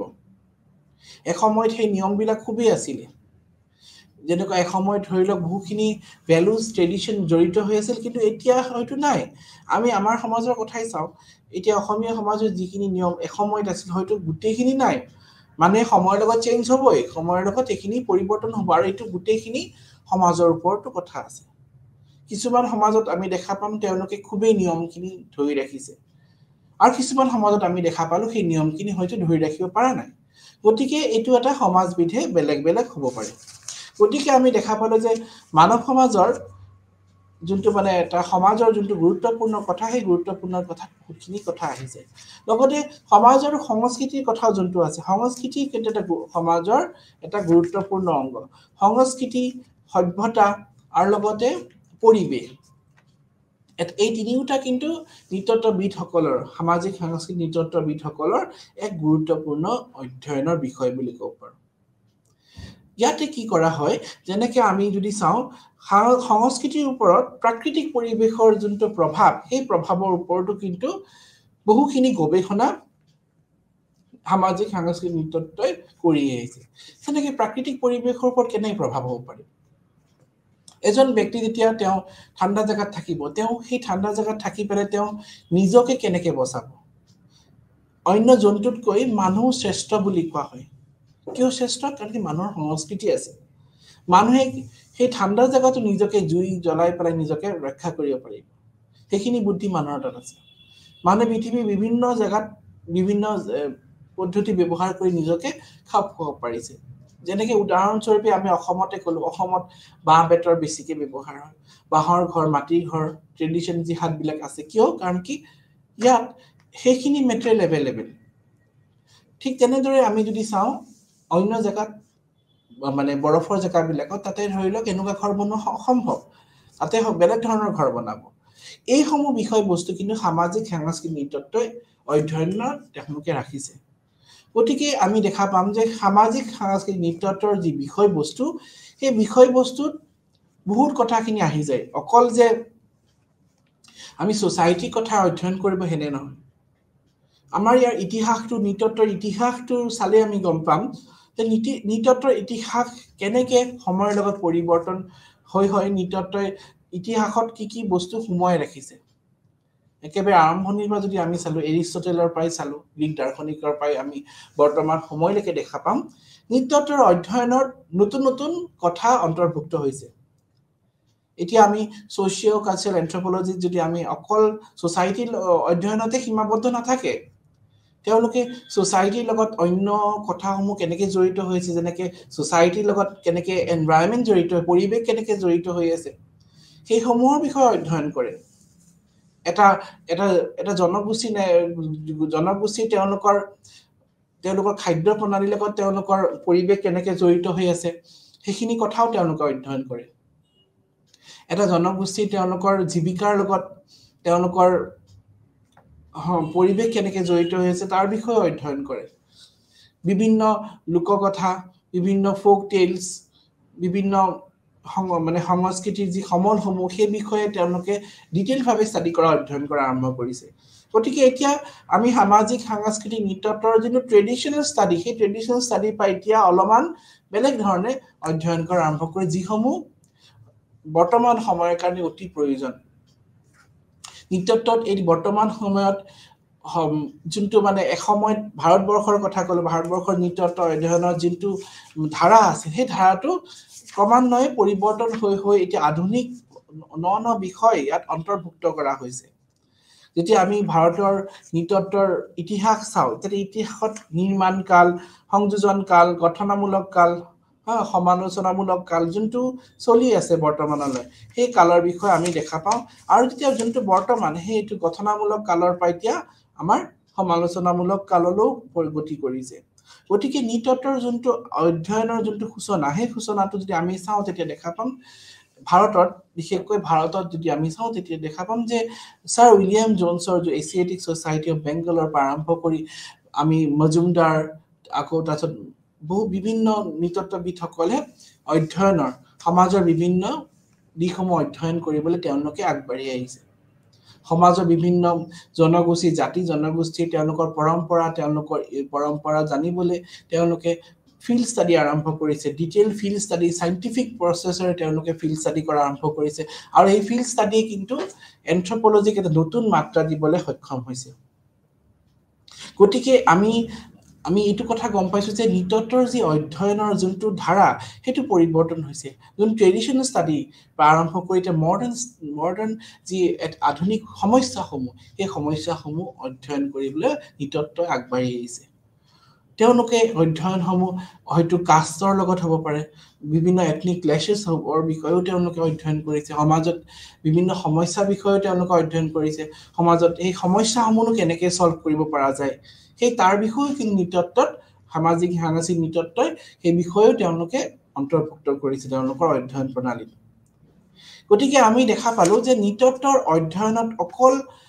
অকল আমি সামাজিক সাংস্কৃতিক নৃতত্বৰ অধ্যয়নতে অকল যে সংস্কৃতিৰ ওপৰতে যে তেওঁলোকে সীমাবদ্ধ থাকিব এনে নহয় ইয়াৰ অধ্যয়নত বহুত কথা সোমাই যায় যেনে মানুহে জীৱিকাৰ লগত তেওঁলোকৰ সংস্কৃতি কেনেকৈ জড়িত হৈ আছে জীৱিকাৰ লগত সংস্কৃতি জড়িত হৈ আছে যে মই অলপ আগতে কৈছিলো যে এজন ব্যক্তি যেতিয়া নদীৰ কাষত বসবাস কৰিব তেওঁ মাছ মাৰি তেওঁ নিজৰ জীৱিকা অৰ্জন কৰিব আৰু মাছ মাৰিবলৈ তেওঁলোকে নিজৰ জীৱিকা অৱলম্বন কৰোতে তেওঁ এনেকুৱা ধৰণৰ কিছুমান সজুলি প্ৰস্তুত কৰিব সেই সজুলিসমূহ হয়তো পিছলে তেওঁ নিজৰ সংস্কৃতিৰ চহকী হৈ পৰিব মানে মাছ মৰা বিভিন্ন সজুলিসমূহ কথা ক'লো মই আৰু তাৰ লগত কিছুমান ট্ৰেডিশনো আহি যায় অকুপেশনৰ লগত ট্ৰেডিশনো আহি গ'ল নিজে তেওঁ কেতিয়া মাছ মাৰিব মঙ্গল চাব হয়তো তেওঁ কেতিয়া মাছ মাৰিব হেনেকুৱা সময় তেওঁ মাছ মাৰিব মাছ মৰা সজুলিকো তেওঁ শ্ৰদ্ধা ভক্তিৰে কিছুমান ৰিচুৱেলছ পাৰফৰ্ম কৰিব এনেকুৱা আমি সমাজত বহুত ধৰণৰ দেখিছো ষ্টাডি হৈছে এনেকুৱা বহুত ধৰণৰ যে এই সজুলিসমূহক হয়তো পিছলৈ তেওঁলোকে পূজা পাতল কৰা আৰম্ভ কৰিব যেনেকৈ খেতি বাতিৰ কথাই ক'ল খেতি কৰাৰ আগে যেনেকৈ নতুনকৈ খেতি কৰে যেনে কৃষকে নতুন ধান তেওঁলোকে ন ধান কাটি আনি পেলাই পূজা কৰে তেওঁলোকে ন ধানক তেওঁলোকে লক্ষ্মী আদৰা যোনটো মানে আমাৰ সমাজত আছে তে সেইসমূহ কিন্তু আমাৰ খেতিৰ লগত আমাৰ কাষ্টম জড়িত হৈ গ'ল তে এইবিলাক নতুন নতুন কথা কিন্তু এন্থ্ৰোপলজিত আমাৰ অধ্যয়নত অন্তৰ্ভুক্ত হৈছে এন্থ্ৰোপলজিত তাৰ লগতে আমাৰ সমাজত যি সমস্যাসমূহৰ কি কাৰণে নহৈছে তাৰ বিষয়ে বিতংভাৱে অধ্যয়ন কৰিবলৈ সদায় আগবাঢ়ি যায় সোসাইটি যি প্ৰবলেম বিলাক হৈ আছে সোসাইটিটো সময়ে সময়ে বহুত সমস্যা হৈ আছে কেনেকেনো সেই সমস্যাসমূহ সমাধান কৰিব পৰা যায় সমস্যাটো থাকিব কিন্তু সমস্যাটো কি পদ্ধতিৰে তেওঁলোকে সমাধান কৰিব সেই সমাধানৰ পদ্ধতিৰ কাৰণে নৃতত্ত্ববিদসকলে বিভিন্ন তেওঁলোকে পৰামৰ্শ আগবঢ়াই আহিছে গতিকে আমি দেখা পালো এই নৃতত্ত্বৰ যি সামাজিক সাংস্কৃতিক নৃতত্ত্বৰ যিটো অধ্যায় সেই অধ্যায় প্ৰণালীত কিন্তু আৰু এটা গুৰুত্বপূৰ্ণ কথা হৈছে সেইটো ফিল্ড ষ্টাডি সেই তথ্যসমূহ আমি কেনেকৈ ল'ম সেই তথ্যসমূহ হৈছে ফিল্ড ষ্টাডিৰ জৰিয়তেহে ল'ম ফিল্ড ষ্টাডিৰ অবিহনে আমি নৃতত্ত্বৰ অস্তিত্ব আমি কেতিয়াও দাঙি ধৰিব নোৱাৰো ক্ষেত্ৰ অধ্যয়নৰ জৰিয়তে আমি নৃতত্ত্বৰ যোনটো অধ্যয়ন সেই অধ্যয়ন প্ৰণালী অতি ষ্ট্ৰং কৰিব পাৰো কাৰণ কি ক্ষেত্ৰ অধ্যয়নৰ জৰিয়তে আমি যি তথ্যসমূহ পাম সেই তথ্যসমূহ নিৰ্ভুল তথ্য তাতে কোনো ভুল নাথাকে আমি কোনো সেকেন্ডাৰী সোৰ্সৰ পৰা লোৱাতকে আমি যদি প্ৰাইমাৰী ডাটা লম তেতিয়া আমাৰ সেই ডাটাটো অতি নিৰ্ভৰযোগ্য হ'ব তাতে কোনো ভুল নাথাকে গতিকে নৃতত্ত্বত কি কৰা হয় এই ফিল্ড ষ্টাডিৰ ওপৰত গুৰুত্ব দি পেলাই বহু নৃতত্ত্ববিদসকলে সেই তেতিয়াৰ পৰাই সময়ৰ পৰাই তেওঁলোকে অধ্যয়ন প্ৰণালী আৰম্ভ কৰিছিল যদিও মই অলপ আগতে কৈছো যে যদিও এসময়ত আৰ্মচেয়াৰ এন্থ্ৰোপলজিষ্ট আছিল তেওঁলোকে কি কৰিছিলে উপনিবেশসকলৰ পৰা আকৌ মিশনাৰীসকলৰ পৰা তেওঁলোকে তথ্যসমূহ লৈ পেলাই তেওঁলোকে অধ্যয়ন প্ৰণালী আৰম্ভ কৰিছিল আৰু সেই তথ্যসমূহে কিন্তু নৃতত্ত্বৰ ইতিহাসৰ গুৰি বুলি ক'ব পাৰো কাৰণ সেই তথ্যসমূহে নৃতত্ত্বৰ ইতিহাস দাঙি ধৰিছিলে নৃতত্ত্বৰ যোনটো গুৰি ধৰাটোৱে হৈছে সেই তথ্যসমূহ কিন্তু সময় যোৱাৰ লগে লগে সেই তথ্যসমূহ বিশ্লেষণ কৰি চালে নৃতত্ত্ববিদসকলে আৰু বিশ্লেষণ কৰাৰ পিছত তেওঁলোকে তাৰ পৰাই তেওঁলোকৰ নিজৰ মতামত দাঙি ধৰিছিল কিন্তু পিছলৈ ক্ষেত্ৰ অধ্যয়নৰ গুৰুত্বটো খুবেই গুৰুত্ব সহকাৰে লোৱা হ'ল কাৰণ কি ক্ষেত্ৰ অধ্যয়নৰ জৰিয়তে যি তথ্য ল'ম সেই তথ্যসমূহত অন্যৰ কোনো ইনফ্লুৱেঞ্চ নাথাকে নিজে গৈ পেলাই ডাটা কালেকশ্যন কৰি লোৱা হয় গতিকে ফিল্ড ষ্টাডি যোনটো হৈছে নৃতত্ত্বৰ লেবৰেটৰী বুলি কোৱা হয়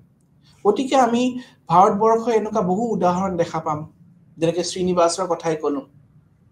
তেওঁ কুকুৰৰ ওপৰত তেওঁ অধ্যয়ন কৰিছে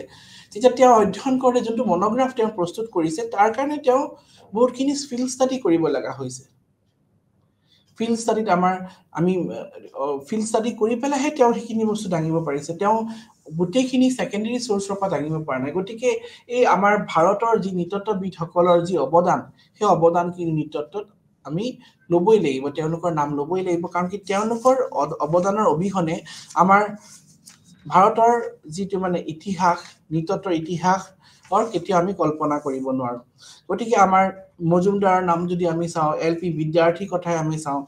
এতিয়া এলপি বিদ্যাৰ্থী যোনটো আমাৰ নৃতত্ত্বৰ যোনটো মানে ইতিহাসক তেওঁ তিনিটা ভাগত ভাগ কৰিছে তেওঁ নিৰ্মাণ কাল কৈছে গঠনামূলক কাল আৰু লগতে বিশ্লেষণমূলক কাল বৰ্তমান সময়ত বিশ্লেষণমূলক কাল চলি আছে এনালাইটিকেল পিৰিয়ড বুলি ক'ব পাৰি যেতিয়া বিশ্লেষণ কৰিছে যিখিনি তথ্য গতিকে এতিয়াও কিন্তু নৃতত্ত্বৰ বহুখিনি অধ্যয়ন আৰু গুৰুত্ব সহকাৰে কৰিব লাগিব নৃতত্ত্বৰ এটা হোলিষ্টিক ষ্টাডি এন্থ্ৰোপলজিত অকল আমি সোশিও কালচাৰে হওক ফিজিকেলে হওক আমি অকল এটা সাইড অধ্যয়ন নকৰো নৃতত্ত্ব এটা হোলিষ্টিক ষ্টাডি অধ্যয়ন কৰে যেনেকৈ আমি সোশিও কালচাৰৰ কথাই ক'লো কালচাৰেল এন্থ্ৰোপলজিত অকল কালচাৰটোৱে নহয় সমাজেই নহয় তাৰ লগত সমাজৰ লগত বহুতখিনি কথা আছে তাৰ উপভাগসমূহ যদি আমি কওঁ তেতিয়া তাতে ইতিহাস সমাজৰ ইতিহাস জড়িত হৈ আছে সমাজৰ ভাষাৰ লেংগুৱেজৰ কথা আছে সমাজৰ লগত যিসমূহ লোক জড়িত হৈ আছে তেওঁলোকৰ জীৱিকাৰ কথা জড়িত হৈ আছে লোকসকলে তেওঁলোকে নিজৰ জীৱিকা মানে অৱলম্বন কৰিছে তাৰ লগতে তেওঁলোকে নিজকে কেনেকৈ খাপ খুৱাইছে সেই বহুতখিনি কথা কিন্তু সমাজৰ অধ্যয়নৰ জৰিয়তে আমি সেইখিনি কথা জানিব পাৰো আৰু তাৰ কাৰণে অকল যে আমি সমাজৰ এটা দিশে চোৱা নাই এন্থ্ৰোপলজিৰ কাৰণে হোলিষ্টিক ষ্টাডি বুলি কৈছে সৰ্বাংগ দিশৰ পৰা ইয়াক অধ্যয়ন কৰে এজন ব্যক্তিক অকল আৱেগিক দিশটোৱে নহয় তাৰ লগত তেওঁৰ সোশিয়েল কালচাৰেল গোটেই দিশটো অধ্যয়ন কৰে এইকাৰণে হোলিষ্টিক ষ্টাডি বুলি কোৱা হৈছে নৃতত্ত্ব গতিকে আজি আমি আমাৰ এই ক্লাছটোত আমি অধ্যয়ন কৰিলো তাৰ আগৰ ক্লাছৰ লগতো যে সামাজিক সাংস্কৃতিক নৃতত্ত্বৰ ইতিহাস ইতিহাসটো কিমানখিনি বহল আছে সেই উপনিবেশসকলৰ মিছনাৰীসকলৰ পৰা বৰ্তমান সময়লৈকে নৃতত্ত্ববিদসকলৰ যি অৱদান সেই অৱদান উল্লেখযোগ্য তেওঁলোকৰ অৱদানৰ অবিহনে আমি নৃতত্ত্বৰ কেতিয়াও অস্তিত্ব ৰাখিব নোৱাৰিলোহেঁতেন তেওঁলোকৰ অৱদানৰ কাৰণে হয়তো এই বৰ্তমান সময় নৃতত্ত্বৰ যি এটা অস্তিত্ব সেই অস্তিত্বটো আছে আৰু নৃতত্ত্বৰ অধ্যয়নত তেওঁলোকৰ গুৰুত্বপূৰ্ণ ভূমিকা আছে তেওঁলোকৰ যি তথ্য তেওঁলোকে দিছিলে তেওঁলোকে যি ফিল্ড ষ্টাডি তেওঁলোকে দাঙি ধৰিছিলে সেই ফিল্ড ষ্টাডিসমূহে কিন্তু এন্থ্ৰপলজিক এটা হোলিষ্টিক ষ্টাডি কৰিবলৈ সহায় কৰিছে গতিকে আজি মই ইমানতে মোৰ ক্লাছটো সামৰি মাৰিলো নমস্কাৰ